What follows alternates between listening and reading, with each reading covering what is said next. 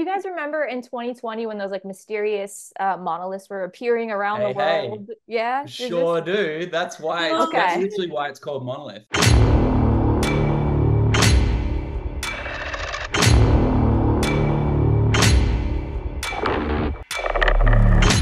Lily, the last time we saw you, you were covered in blood and wielding a chainsaw. You clean up nicely. Matt, you look wonderful as well.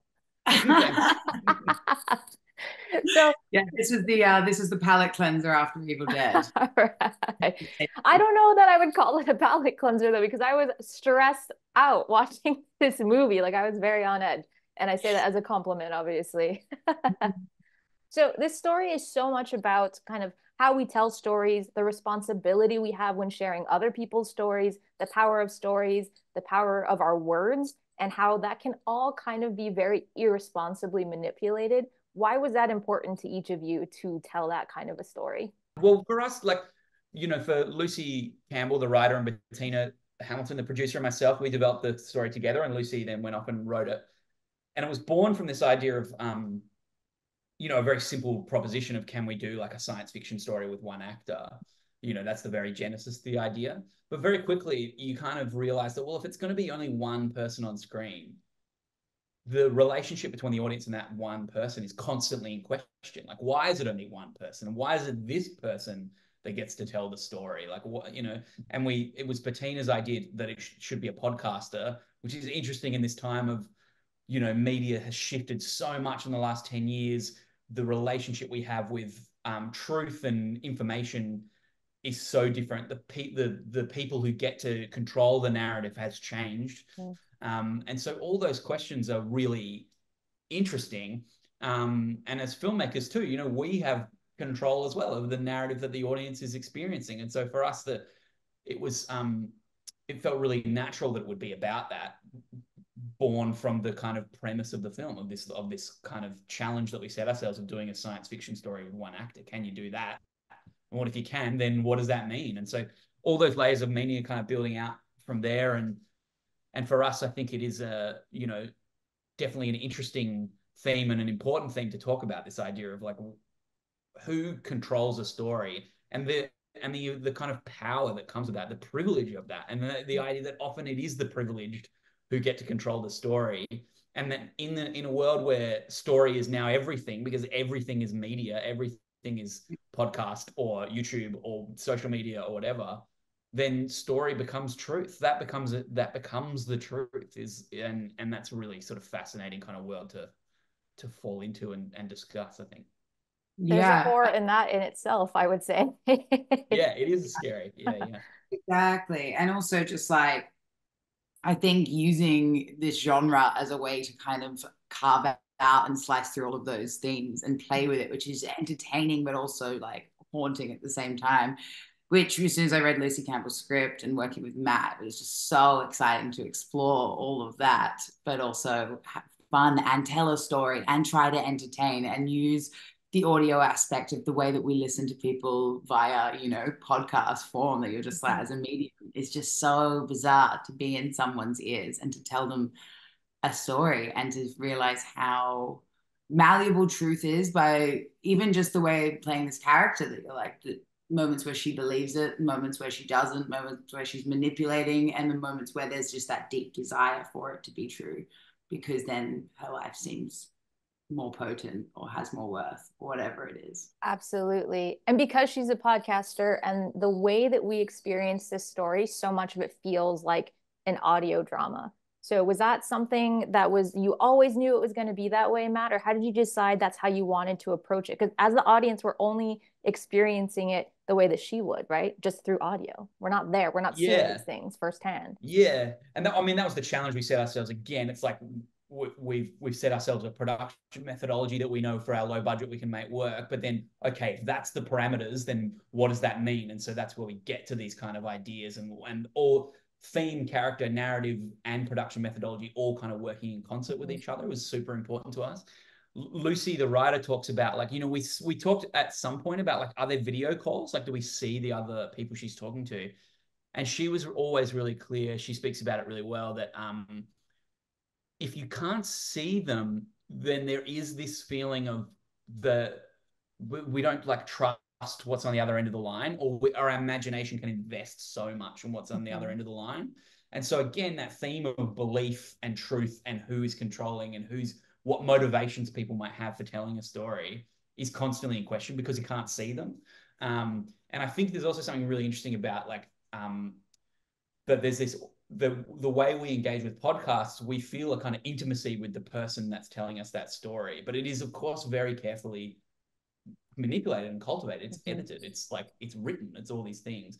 And so when we have an audio story, but with this visual cinematic element but the camera's here watching her do all this, and we can see what she's doing while she's talking to these people. We can see when she says, "Oh, don't worry, I won't record you," but she records them anyway. Or we can see when she cuts a bit of audio and just takes out one word because it's more exciting if she takes out that really important, bit of context, And so those things kind of work together to make a kind of interesting tale, I think. And the other element is that a lot of these one-person stories, something like Locke with Tom Hardy, or The Guilty, which is about a 911 operator, they often have real-time elements.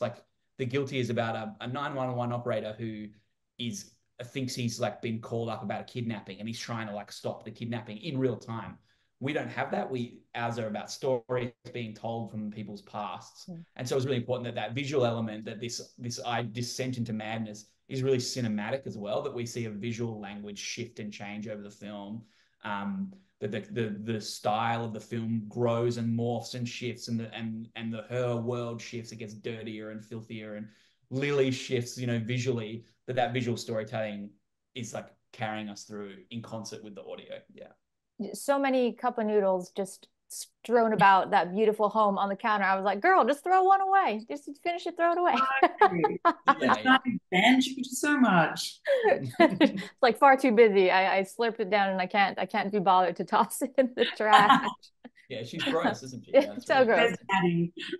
But the isolation is a huge factor here, as you said. And something that I love, Twilight Zone is something that does a fantastic job of single location, and if it's not one character, very limited characters. So that's one of my favorite things. So this was kind of reminiscent of that in a way, but a much longer episode, which I was such a fan of. But what are kind of the challenges and the exciting bits that come along with doing something like that? One location, one actor. There's a lot riding on you for that.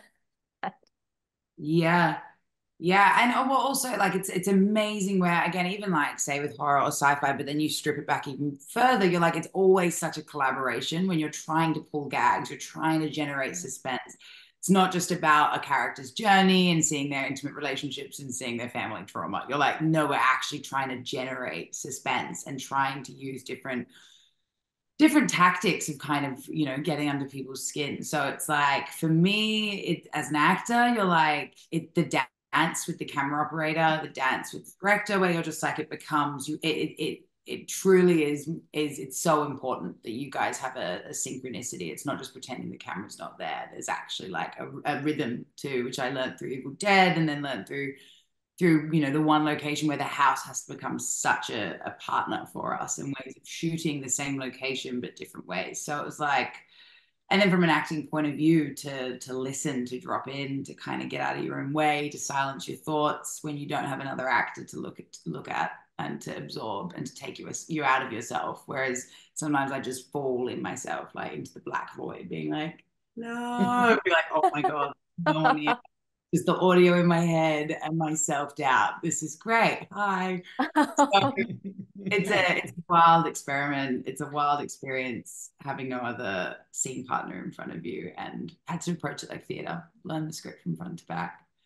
Logistically, how did that work on set? So you're listening to phone calls. Is somebody doing line readings to you? Are you listening to the recordings and reacting to that? Or how are you just imagining them? How are you going about that? That would be pretty cool if I was just no one's going to talk to you. Just imagine it. Just play it in your head. You know the script. Just play it in your head. You're good. Yeah. That would be a descent into madness. It'd be a completely different film, I think. It would be. And this is the moment where you can see she actually breaks. You pause it on the eyes. Exactly. But no, we had one actor, and so Nathan, who was amazing but played every character, but live. So it was live fed. She was at the other end of the giant house in some walk-in wardrobe, wasn't she? And then so then there was room for it to be alive, and then the other actors who jumped in later had to unfortunately do match my rhythm and match my choices. Why do you say unfortunately? Yeah. When you're locked in, you're like, okay, it's like jump rope. You're like, all right, okay, so she's saying that then, and now I've got to find a way to. Yeah. No, I love that. That's awesome. If you each had to choose, would you rather fight off something like an angry ghost, an alien, a doppelganger, or a deadite? Well, a deadite, you're gonna die. Like, I don't. That's Does it. anyone You have no aside hope. from Ash? I mean, you don't die. That's true. I don't die, but also if you don't die, well, you also get to be a deadite. You know what I mean? Like, Yeah. as opposed to just be dad. You know what I mean? Go on. What have you got, Matt? Was it What was deadite? it? Was it deadite and alien? Deadite, Alien? alien, doppelganger, angry ghost. Angry. I think an angry ghost because I feel like ghosts. I'm not super afraid of ghosts because they can't really do anything to you. That's a Like they terrible just thing to scare say. you. You just summoned all of the angry ghosts and Sorry, were like, I was like, hold I'm my really beer, you know? Like, Yeah, why, bring it on. Come on. I'm why not would you afraid put of you. yourself out there like that? I watched Yeah. Paranormal Activity recently. I'm like, oh, Yeah, see, I don't want to go up against that. Nah, I think I could hack a ghost. An alien, you don't know. Like they could be so foreign and strange. Who knows? Like, and the movie I Alien is reckon, like the scariest yeah, monster of all time. So, True. like, yeah. I'm gonna go alien because like hoping I just get to go somewhere else for a hot sec, at least be like, oh, you know, So you're going and alien because you might get a vacation out of it I might before get a whatever else vacation. happens. And then if I maybe get chosen to be dropped back, I'd just be like, it's a wild story, and then I'd start a podcast. Okay, I respect both of those answers. Neither of those would be my answer, but I respect it. What's your answer? What's your answer? I don't know. I don't have an answer for that. Maybe a deadite. I don't because you know what? I don't know if I would survive it. Probably not, but at least I would get to be like a weird, gross, cool deadite version of myself. Like Yeah, that's true. Yeah. I just it's the silver lining in a terrible situation. And a deadite's way better than a zombie, right? Because a deadite, you're still like kind of got your faculties together, so you can Yeah, I feel kind like of I could like kind of like make little quips or jokes. You know what I mean? I'm yeah. fucking with my I, friends before I kill them off. I'm like jabs. You know, that's They do seem to be having fun. The deadites, yeah. I'm a sucker for the banter. At least if I can have that, then fine. A zombie would be like the worst fate for me, probably. Yeah. Yeah. You're just there. So there is a new Evil Dead movie in the works. Can we expect you to return to the world of the Deadites, maybe? My lips are sealed. Damn You it. know I can't say anything. I love that you tried to give that a go. That's like disco hands. You're like, so like, Did that kind of like it was supposed to like hypnotically distract you from knowing that you can't say anything. I'm like, focus on the head. there's something talking about having being on camera and being like, am I lying? Am I not? Do you know the truth? I'm like, who knows? But it's kind of also fun. Yet after watching this movie, I don't know how much I trust you. I'm just gonna say, you know. Very, very untrustworthy human. Yeah. Which Very is what I untrustworthy. always say. Is usually how I pitch it. Yeah.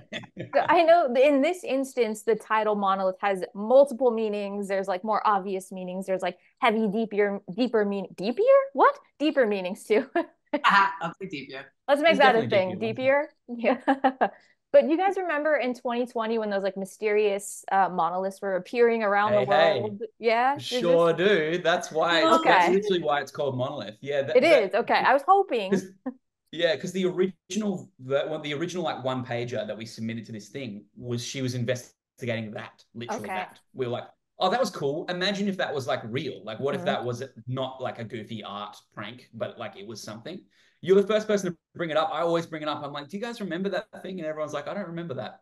So What? 2020 was I a was like big year. maybe I just have a very sad life because to me I was like this is the most exciting thing in the history of my I life, thought it was right? cool. It's weird. Obviously, we thought it was cool too. So, and that's why we called it Monolith. And then when it changed and we took those out and we kind of came up with our own mystery, the title still felt right because, as you say, there's like a thematic kind of thing about like entrenched power systems or like the sort of oppressive nature of a kind of a system, which there's a whole kind of running theme of Lily's character comes from immense wealth and privilege, and that does rear its head as the film kind of comes along, and the idea of who gets to control a story is a really hard power structure to break. And so Monolith kind of still felt like it had weight and resonance. And obviously there's still these kind of small objects that are appearing singularly around the world. And And so, yeah, it felt like it still fit. But you are dead on. That is literally why it's called Monolith. That is so exciting to me. And I'm actually really glad that that was kind of the seed of it. And then it just evolved into something else entirely, which I think is kind of cool. Yeah, totally. And I know you're a podcaster here, obviously, but watching this, especially in the opening scenes, like it very much brought to mind great horror movie DJs. Do either of you have any particular favorite horror movie DJs? Horror movie DJs. I mean, my favorite on-screen DJ is in The Warriors, right? They're like, oh, that's a great answer. yeah, that one's really cool. You know what we're talking about? What horror movie DJ? Like Adrienne Barbeau in The Fog, like she's like they're kind of just taking you through it, and you're listening to their DJ voice like over the thing, and you're like popping in and out of that. I was just like, what are we doing? I was like an actual DJ. Like at the rave. No, but yeah, like The Warriors, The Fog. Yeah, Warriors is a great one. Can I hear your impression of the Warriors DJ? What's your best Warriors DJ? God, I can't remember because the only impression I can do from the Warriors is Warriors come out to play, which is not the DJ, obviously. That's all I can. But we'll accept that as an answer. That's what if it was a DJ like Lily was thinking, you would sample that and then drop it into the track. I'm so confused. I've been up since 5 a.m. and right now this has broken me. I'm literally like it's fine. I just woke up and I'm still confused. It's fine. It's guys, I know we're out of time, but thank you so much, Monolith. I had a blast with it. And when I say a blast, I mean in a way where I was like, feel like I was getting anxiety sweats or something. So thank you for that. Good. Yeah. And then I had to go clean my house immediately after. All right. Thank you so much. You might accidentally find a brick lying around if you don't put that on me. Don't say that. I don't like that.